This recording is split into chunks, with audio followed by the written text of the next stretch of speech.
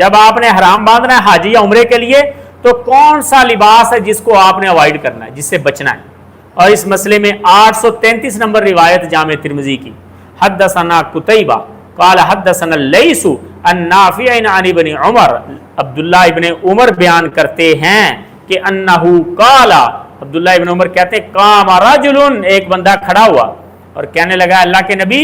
ماذا تأمرنا ان نلبس من الثياب فی الحرم، کن کپڑوں کا آپ ہمیں حکم دیتے ہیں کہ ہم وہ کپڑے پہنے حرم کے اندر؟ نبی علیہ الصلوۃ والسلام سے اس نے پوچھا کہ کون سے کپڑے پہنا کریں حرم میں احرام باندھتے وقت؟ نبی علیہ الصلوۃ والسلام نے فرمایا لا تلبس القمص، قمیص نہیں پہننی، تیار شرٹ، سلائی قمیص، بنین، کچھ بھی ایسا نہیں پہننا، ٹھیک ہے؟ پہلے نمبر پر قمیص نہیں پہننی، ولا السراویلات، شلوار نہیں پہننی، ولا البرانس، ٹوپی نہیں پہننی،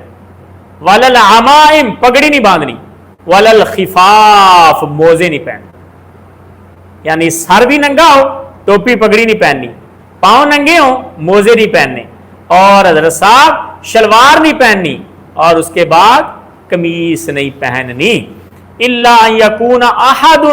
فرمایا البتہ اگر کسی شخص کے پاس لیست لہ نعلان، جوتے نہ ہوں، فلیلبس الخفین، اس کو اجازت ہے وہ موزے پہن لے۔ جوتا کھلا پہننا ہے، جیسے چپل ہوتی ہے، جیسے وہ کینچی ہوتی ہے، کینچی والی چپل، ایسا جوتا پہنے، پاؤں ننگے رہیں۔ البتہ اگر کسی شخص کے پاس جوتا نہ ہو کھلا تو وہ بند جوتا پہن سکتا ہے یا موزہ پہن سکتا ہے۔ سمجھ میں آگئی بات؟ مجبوری کی حالت۔ اور نبی علیہ الصلوۃ والسلام نے فرمایا